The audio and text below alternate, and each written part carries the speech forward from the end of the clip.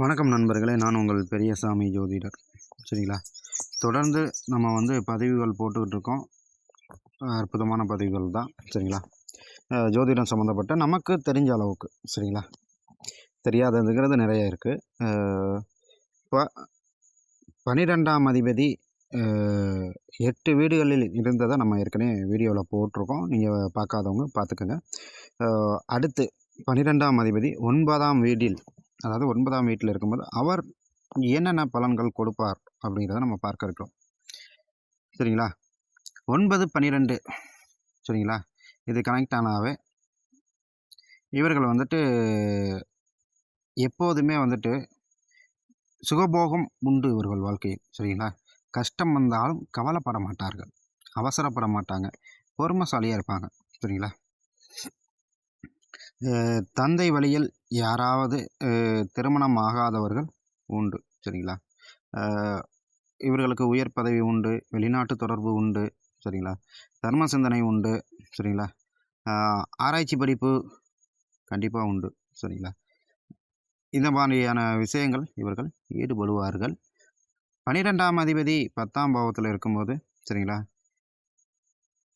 2 தொழில் இவர்களுக்கு உண்டு. சரிங்களா?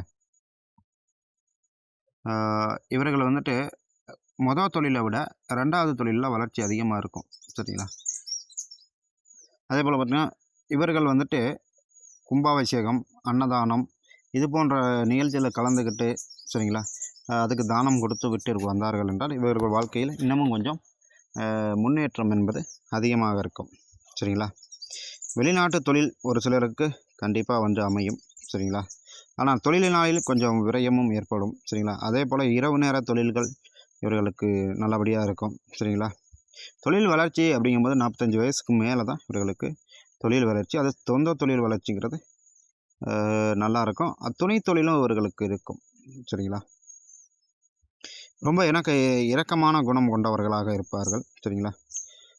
அதே போல் பார்த்திங்கன்னா, தொழில் செய்கிற இடத்துல இவர்களுக்கு தூக்கம் வரும். ஸோ அதை அவாய்ட் பண்ணிக்கணும். சரிங்களா? 12ஆம் அதிபதி 11ஆம் பாவத்தில் இருக்கும்போது ஈக்குவல் லாபமும் விரயமும் ஈக்குவலாக தான் இருக்கும். சரிங்களா? ஆனால் சமாளித்து ஓட்டிடுவாங்க. சரிங்களா? அதே போல் பார்த்திங்கன்னா, இவர்களுக்கு மூத்த சகோதரன் சரிங்களா, அவர்களால் ஒரு விரயத்தை கண்டிப்பாக சந்திப்பாங்க. சரிங்களா? அது தொழில் ரீதியாக இருக்கலாம், எனிபடி எதாவது இருந்தாலும் மூத்த சகோதரத்தால் ஒரு விரயம் கண்டிப்பாக உண்டு. சரிங்களா? இவர்களுக்கு நண்பர்கள் மூத்த நண்பராக இருப்பார்கள். சரிங்களா? அவர்களாலையும் ஒரு சில விரயங்கள் உண்டு. சரிங்களா? வெளிநாட்டு நண்பர்கள் அதிகம் இருப்பவர்களாக இருப்பார்கள். சரிங்களா?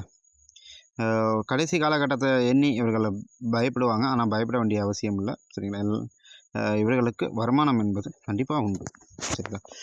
12ஆம் அதிபதி 12ஆம் பாவத்திலே இருக்கும்போது இவர்களுக்கு விமலா யோகம் அப்படிங்கிற ஒரு யோகமும் உண்டு. சரிங்களா? தலைமை பொறுப்பு கண்டிப்பாக உண்டு. சரிங்களா? கண்டிப்பாக மோட்சம் கிட்டும். சரிங்களா? கைராசிக்காரர்களாக இருப்பார்கள். இதில் வைத்தியத்தில்.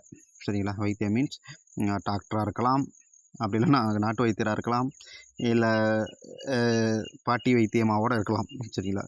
எனிபடி எதிராக இருந்தாலும் இவர்களுக்கு கைராசியான ஆட்கள் என்று சொல்லலாம். சரிங்களா? அதே போல் இவங்க வியாபாரம் கை வச்சாங்கன்னா நல்லபடியாக போகும். சரிங்களா? ஏன்னா விரயஸ்தானங்கிறது அந்த கடையில் வியாபாரம் பண்ணிட்டாங்கன்னா அன்றைக்கி ஃபுல்லாக விரயமாக இருக்கும். சரிங்களா? அப்படி இருக்கும்போது இவர்களுக்கு கைராசிக்காரர்கள் தான். அந்த பொருளெல்லாம் விற்று முடியும்ல, விளைச்சல் அதிகமாக இருக்கும். சரிங்களா?